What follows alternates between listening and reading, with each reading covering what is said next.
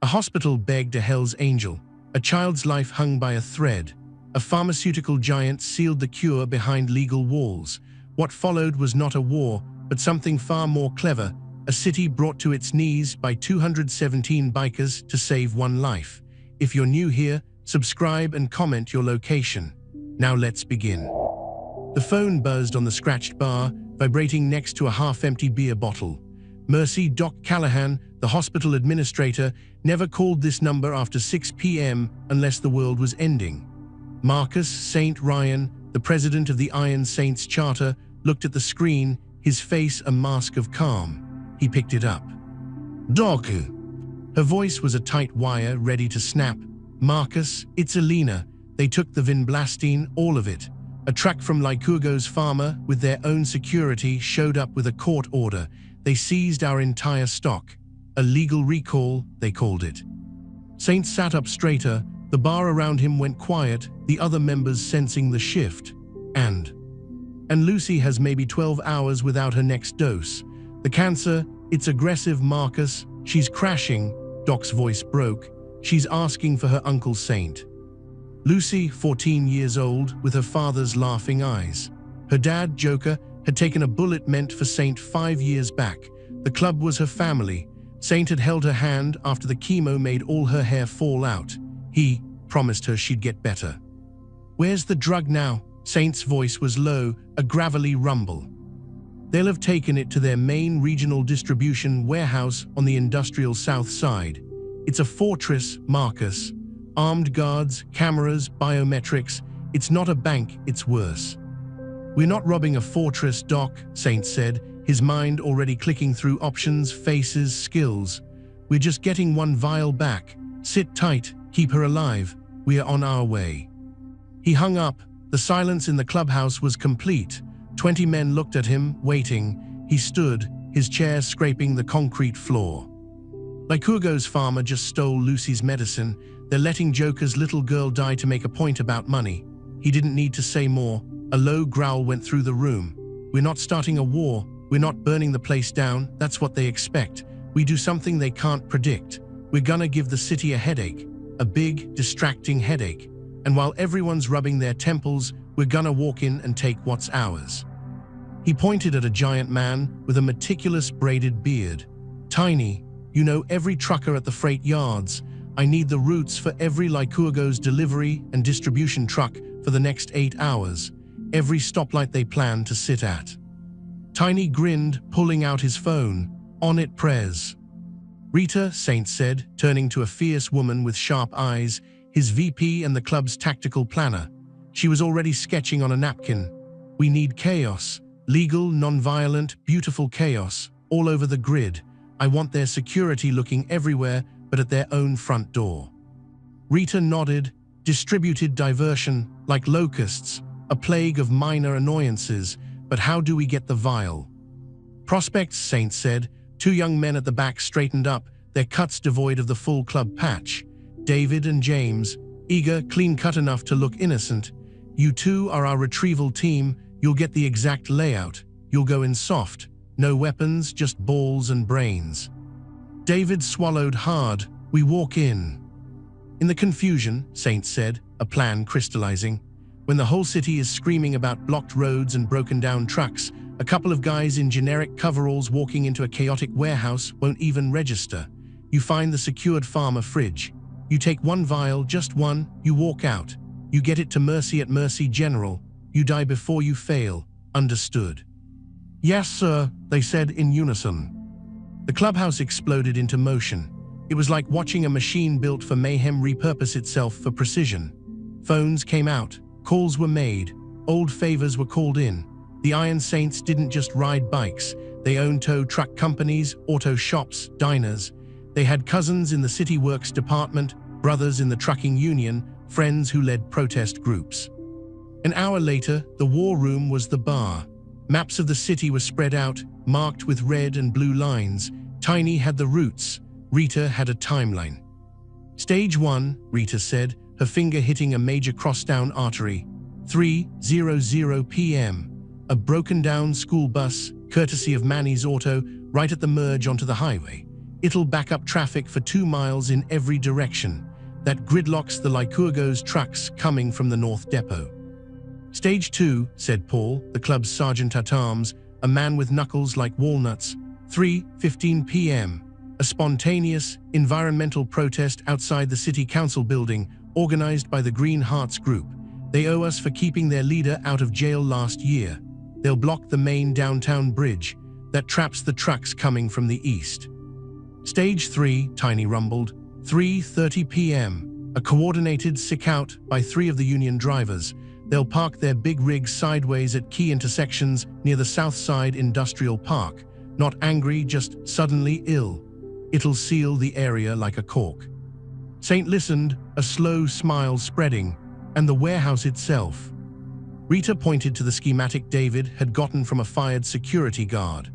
At 3:45 p.m., when the shift changes and the city is losing its mind, the main power feed to the warehouse's external cameras and perimeter alarms will experience a brief fluctuation. Thanks to our friend at the power company, a 10-minute window.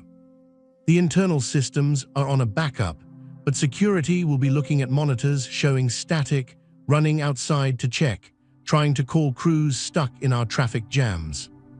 Saint looked at David and James. 3:45 p.m. You go in the employee entrance during shift change. The door will be propped open by a cleaner who likes to smoke. He'll be distracted by a very loud, very fake argument between a couple in the parking lot. He glanced at a woman named Stella who winked. You have 10 minutes to get in, find the refrigerated vault in Sector C, get the vial, and get out.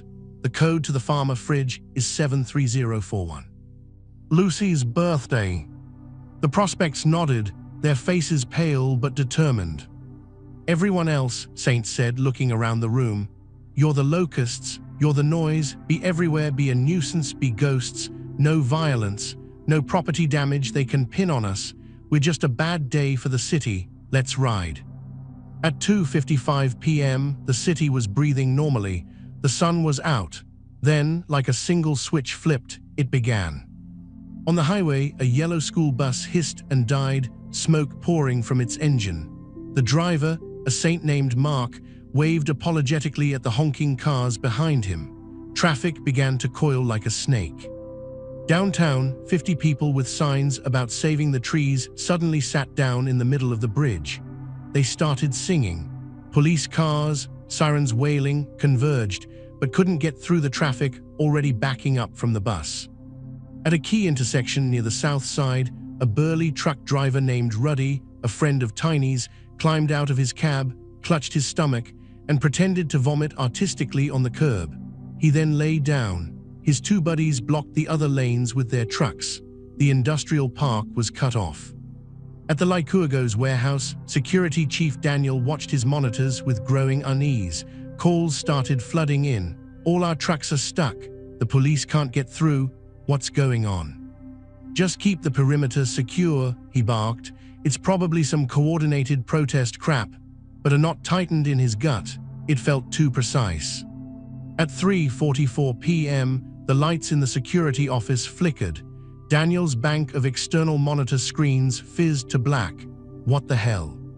Power surge on the main feed, a guard yelled. Backup is holding for the interior, but we are blind outside. Get someone to check the transformer, Daniel roared, storming outside. He saw 2 of his guards already heading towards the fence. In the parking lot, a man and a woman were screaming at each other, the woman throwing what looked like a wedding ring into the bushes. And get those idiots out of here. David and James, in gray coveralls with generic facilities logos, walked calmly towards the employee entrance. Their hearts were thunder in their chests. As they approached, an older man in janitorial clothes gave a slight nod and held the door open with his hip, lighting a cigarette and turning to watch the dramatic couple. The prospects slipped inside. The warehouse was vast, a cathedral of consumer goods, but they moved with purpose, following the map in their heads. Sector A, Sector B, they turned a corner and almost ran into a forklift driver. Whoa, AZ. You guys lost? The driver asked. James forced a smile. HVAC check on the pharma unit, heard there was a power flicker. The driver shrugged. Yeah, weird day, it's down there C block, Badge readers acting up though used the manual code. They nodded thanks and walked on, not daring to look at each other. The door to Sector C was marked with a red biohazard sign. David punched in the code 73041. The light flashed green. The door clicked open. The air inside was cold. Rows of specialized refrigerators hummed. They found the one labeled Oncology Vinblastine. It had a digital lock. David's hands were shaking. He entered the same code. Nothing. He tried again. A red X flashed. "It's not working," he whispered, panic rising. "Try it backwards," James hissed, watching the door. David fumbled, typing 14037. The lock beeped green. The door swung open. Inside were boxes and boxes of the drug. They only needed one vial. James grabbed a small, insulated pouch from his pocket. David reached in, his fingers closing around a single, small glass vial. It felt impossibly light, impossibly important. He placed it in the pouch. They closed the fridge, turned, and walked out, shutting the Sector C door behind them. They were 10 steps down the corridor when a voice stopped them. "Hey, you two." They froze. A security guard, younger than them, was walking over, his hand resting on his belt. "Did you just come out of C?" James turned, his face a mask of calm. "Yeah, power surge check, all good in there." The guard studied them. "I didn't get a work order for that. Let me see your IDs." This was it. They had no real IDs. David's mind raced. He started patting his pockets. "Sure, man, I've got it right." He deliberately fumbled, letting the pouch slip from his hand. It hit the floor with a soft thud.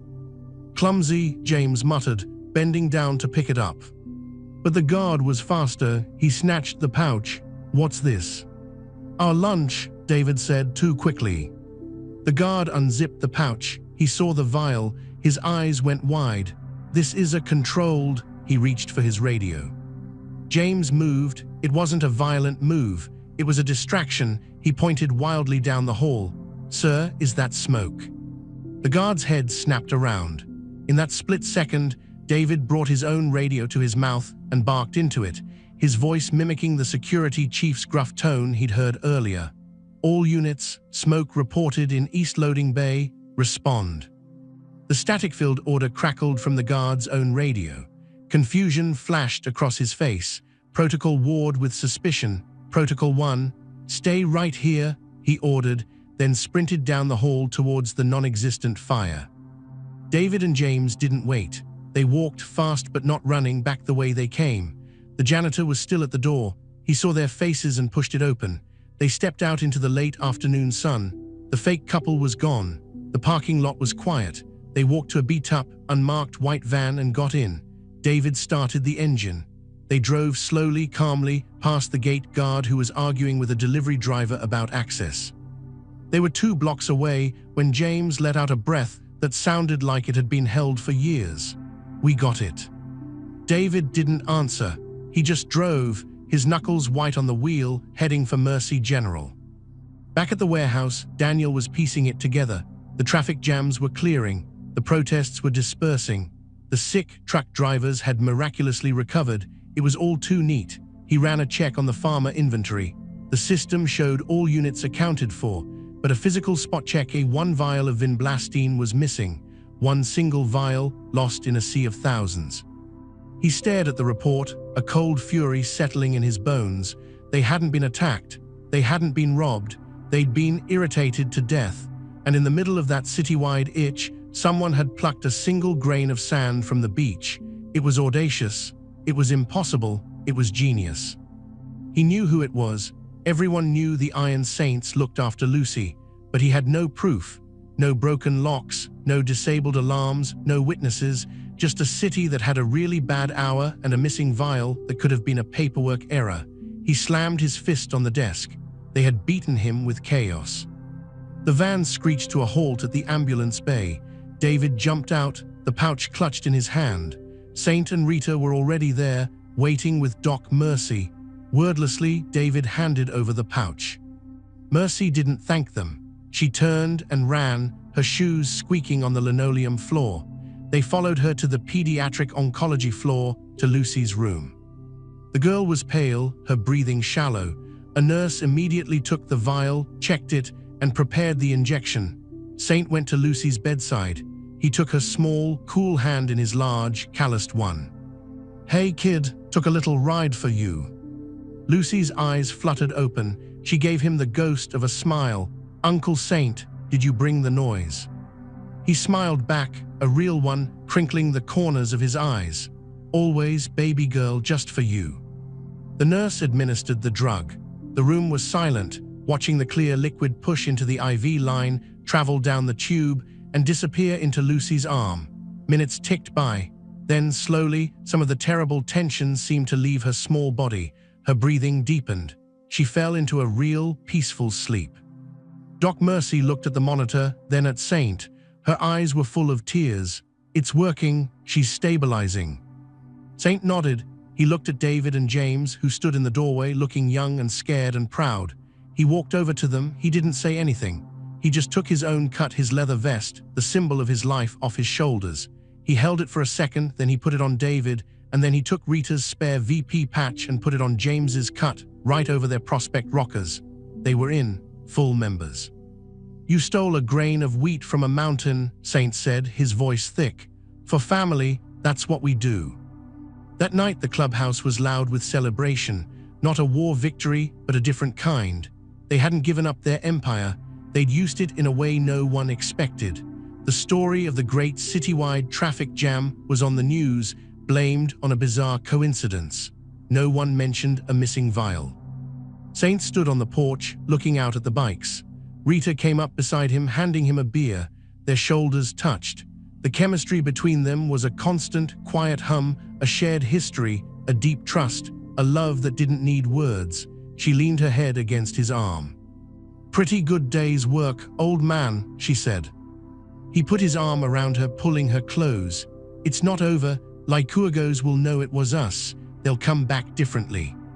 Rita looked up at him, her eyes fierce in the neon light. "Let them. They play with spreadsheets and lawsuits. We play for keeps. And we just proved we're smarter." Inside, the music played. Lucy was safe. The club was whole. They had fought corporate murder with organized anarchy, and they had won. For now, the open road ahead looked clear, but Saint knew better. The fight had just changed shape, and the Iron Saints were ready.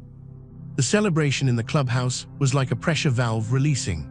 Beers were cracked open, stories of the day's chaos were told and exaggerated. The prospects, now full members, David Cypher and James Doc Jr., were getting their backs pounded by laughing, proud brothers. The air smelled of leather, beer, and victory. But on the porch, Saint and Rita watched the quiet street. The calm felt fragile. "You think the cleaner will talk?" Rita asked, sipping her beer. Saint shook his head. He's already on a plane to visit his grandkids in Florida, courtesy of the club's vacation fund. His memory of today is gonna be real fuzzy. And the security guard who saw the vial. Confused, Saint said. Heard conflicting orders, saw no smoke. He'll write it up as a stress hallucination. They'll blame the system glitch. But Daniel, the head of security, he's not stupid. He knows. He knows it was a surgical strike, Rita finished. And he knows he got outplayed. Men like that, they hate that more than being outgunned. Inside, a big man named Tiny was telling the story of the sick truckers for the third time. And Ruddy, he's laying there, moaning about his guts, and he looks up at the cop and says, "Officer, I think it was the gas station sushi." The cop just looked like he wanted to be anywhere else.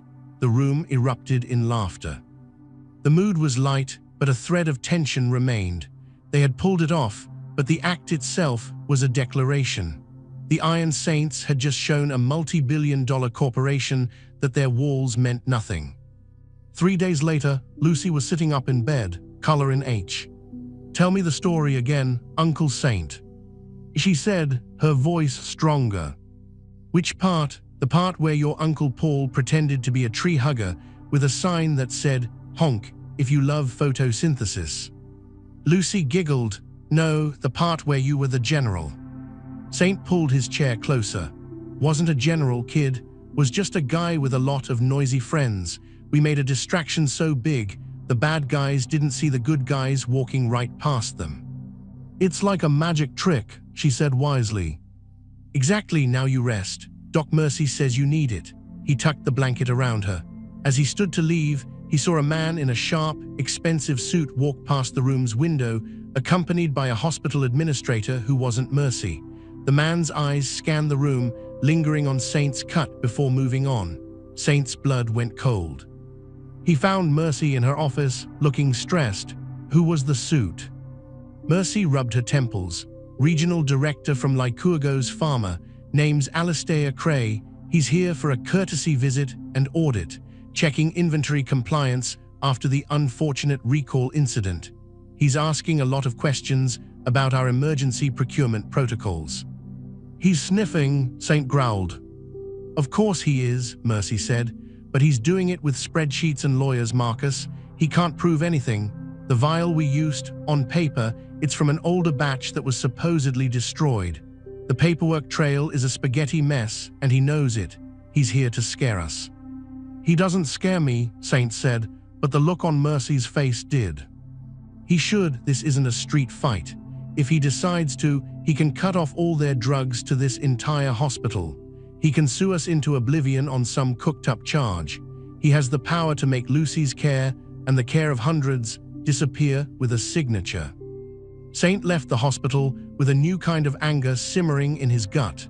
This wasn't an enemy you could look in the eye. It was a ghost in a suit, fighting with paper cuts. Back at the clubhouse, he called church, an official meeting.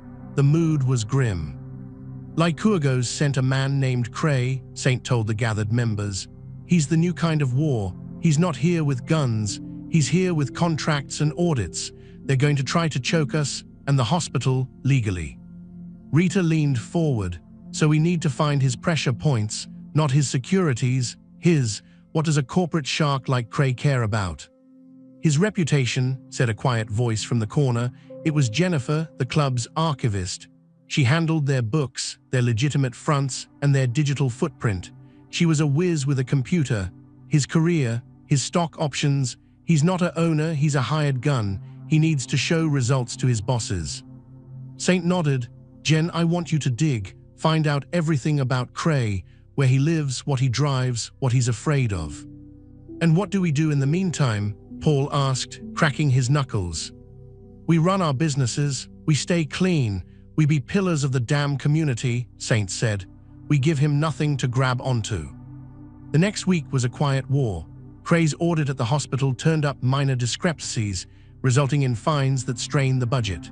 Rumors started at city council meetings about the questionable associations of some hospital board members, a clear dig at Mercy. A local news piece, thinly sourced, suggested the chaotic traffic day might have been a diversion for criminal activity, though no specifics were given. The club felt the pressure too. Their legitimate auto shops got surprise inspections from the city. Health and safety violations were suddenly found. Their tow truck licenses were put under review. It was death by 1,000 bureaucratic paper cuts. Jennifer worked tirelessly in a back room filled with computer screens. One night, she called Saint and Rita in. Got him, she said, a sly smile on her face. Alistair Cray is a climber. He's angling for a VP position. To get it, he's got to close a big deal, the acquisition of a smaller biotech firm called Veritas Labs. The deal is shaky. Veritas's founder, a doctor named Elena Rose, is hesitant. She thinks Lycurgo's will jack up the prices on her life-saving gene therapy. She pulled up a picture of Dr. Elena Rose, a woman in her 40s with intelligent, tired eyes. Cray's job is to smooth it over, get her to sign. The deal signing is in 4 days at a private retreat up at Lake Serene. Very hush-hush. Saint studied the image. What's her pressure point? Her clinic, Jennifer said. She runs a non-profit clinic in the old factory district. It's her life's work. It's also deeply in debt. Lycurgo's is dangling the buyout money as a way to save it, but she knows they'll probably just close it down after the deal. Rita saw it first. We don't attack Cray, we give Dr. Rose another option. Saint's mind raced. We can't give her millions. No, Rita said, but we can give her security, peace of mind. We can make her a promise that Lycurgo's can't. The plan was risky. stepping even further into a world they didn't know. The next day, Saint and Rita, dressed in clothes that didn't scream biker, visited the Veritas Community Clinic. It was a clean, bright space in a worn-down neighborhood, full of people who looked like they couldn't afford care anywhere else. They asked to see Dr. Rose. They were shown to a small, cluttered office. Elena Rose looked up, wary. "Can I help you?" "Dr. Rose," Saint began, his voice low and direct. "My name is Marcus. This is Rita. We represent a community organization. We understand you're in negotiations with Lycurgo's farmer." Her wariness turned to defensiveness. "That's confidential. Who are you with?" "With the people who just cost Lycurgo's a vial of vinblastine and made them look like fools," Rita said simply. Elena's eyes went wide. She'd heard the internal rumors, the impossible diversion. She looked from Rita's steady gaze to Saint's impassive face. "That was you." "We have a common problem with Lycurgo's," Saint said. "They use life as leverage. We don't like that. We hear they're pressuring you to sell. We hear you're worried about your clinic." "What's it to you?" Elena asked, though her curiosity was piqued. "Sign with them and they own you. They'll close this place. The people here will have nowhere to go," Rita said. "Don't sign and they'll crush you with debt and lawsuits. You need a third option." "And you're offering me a third option? What protection?" Elena almost laughed, but it was hollow. "Yes," Saint said, utterly serious. "Not the kind with guns, the kind with eyes. We have businesses, construction, trucking, security. We can get you supplies at cost. We can have our guys do repairs on this building for free. We can make sure your deliveries always arrive and that no one from Lycurgo's or anyone else harasses your staff or your patients. You keep your clinic, you keep your therapy affordable. You tell Cray to go to hell." Elena stared at them. It was insane. It was an offer from the shadows, but it was also the first real alternative she'd heard that wasn't a corporate death sentence. "What do you want in return?" "The deal dies," Rita said. "You publicly reject Lycurgo's, you embarrass Cray, that's all. We're not investors, we're allies." "And why should I trust you?" Saint stood up. He placed a single, worn photo on her desk. It was of him, a younger Joker, and a tiny, laughing Lucy on his shoulders. "Because they took the medicine from this girl, my brother's daughter. They were going to let her die for profit. We stopped them. Your therapy will save people like her. We want you to keep doing that. That's the only payment we want." Elena looked at the photo, at the raw love and loyalty in it. She looked back at the two formidable people in her office. It was a devil's bargain, but the other option was a deal with a different, more polished devil. "I need to think," she said. "You have 2 days," Rita said. "The signing is at Lake Serene. Let us know before then." The club waited on edge. This was far outside their lane. They were traders, fighters, hustlers, not corporate saboteurs, but the enemy had changed the battlefield. The next evening, Elena Rose called the number Rita had left. "I'm in," she said, her voice firm. "I'll reject the deal, but Cray won't take no for an answer. He's persuasive, and he has people." "Just get yourself to the retreat," Saint said. "We'll handle the rest. You'll be safe." The plan for Lake Serene was simpler, but required finesse. The retreat was exclusive, guarded. They couldn't swarm it. Instead, they infiltrated it. Jennifer, using her skills, got 2 of their prospects' jobs as temporary catering staff for the event. Stella, with her acting chops, became a last-minute replacement masseuse for the retreat spa, thanks to a generous tip to the real therapist. The day of the signing arrived. The retreat was a sleek, modern lodge overlooking the lake. Cray was there, confident, smiling. Dr. Rose arrived, looking nervous but resolved. The meeting was in a private conference room. As Cray laid out the final contracts, smiling his polished smile, Dr. Rose took a deep breath. "Mr. Cray, I've considered your offer very carefully, and I must decline. Veritas Labs will not be acquired by Lycurgo's." Cray's smile didn't falter, but it froze. "Dr. Rose, I assure you this is a mistake. The financial security for your clinic is an illusion," she finished. "I've secured alternative backing for the clinic. My work will remain independent and affordable." "Alternative backing?" Cray's voice turned icy. From whom I know every player in this field. From the community, she said, standing up. This discussion is over. As she turned to leave, Cray stood, his facade cracking. This isn't over, Elena. You're making a very, very powerful enemy. You think your little clinic will survive without us? I will bury it. I will bury you. The door opened. The prospect posing as a waiter was there, refilling a water carafe. He heard everything. So did Stella, who was lingering in the hall, pretending to check her massage schedule. Dr. Rose walked out, head high, her heart pounding. Cray stood alone in the room, his face a mask of fury. He pulled out his phone and made a call. She's walking out. The deal is dead. Initiate Plan B. I want her clinic's funding sources investigated and destroyed. I want her reputation shredded. Make it happen.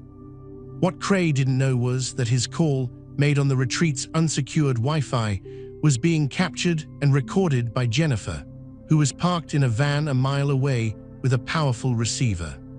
Dr. Rose was escorted safely off the property by Saint and Rita, who were waiting in a nondescript SUV. She was shaking. He threatened me, clearly. He did, Rita said, handing her a digital recorder.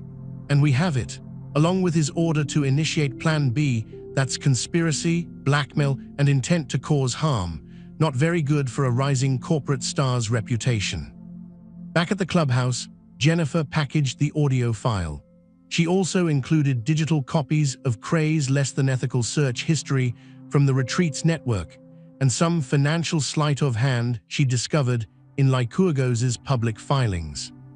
The next morning, an encrypted email package arrived at the desks of the major financial newspapers, the State Attorney General's office, and the board of directors at Lycurgos Pharma. The subject line was simple: the Cray methodology. The fallout was swift and merciless. The board, facing a potential scandal, threw Cray under the bus. He was fired for exceeding his authority and engaging in unethical conduct. The Veritas acquisition was cancelled. The story was a one-day blip in the business section, but it was enough. Cray was gone. A week later, Saint and Rita stood outside the Veritas clinic. A crew from the Saint's construction company was on the roof, fixing a long-standing leak, free of charge. A delivery truck from a distributor owned by a friend of Tiny's was unloading medical supplies at cost. Dr. Rose came out to meet them. The pressure is gone, for now at least, thank you. Don't thank us, Saint said, just keep saving people. As they rode back to the clubhouse, the wind in their faces, Rita hugged Saint tighter from her seat on the back of his bike. We beat them at their own game, she shouted over the engine. For now, Saint replied, his voice carrying back to her. But we showed them something. We showed them that our family, our territory, our code, it's not just about bikes and bars. It's a wall they can't buy or break. They'll think twice next time. That night, the clubhouse felt different. It wasn't just a haven from the law anymore. It was a headquarters. They had defended their own not with brute force, but with a sharper, smarter kind of strength. They had protected a little girl and saved a clinic. The empire hadn't fallen, it had evolved. David and James, now fully patched, were learning the ropes. Lucy was getting stronger, her laughter once again ringing out when she visited on weekends.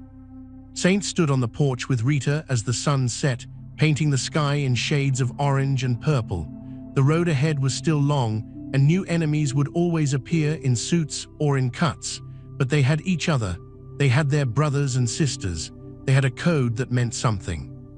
Rita leaned into him, and he kissed her forehead, a simple, charged moment of pure love and partnership in their chaotic world. They had fought corporate murder with organized anarchy, and they had won. Not with a bang, but with a perfectly executed, city-sized distraction and a well-placed whisper of truth. They were the Iron Saints, and they were just getting started. Thank you for riding with us. Did you think they'd succeed, or was the plan too risky? Subscribe and tell us in the comments where you're watching from. Does your city have a story like this? Your support helps us bring more true tales of the unexpected.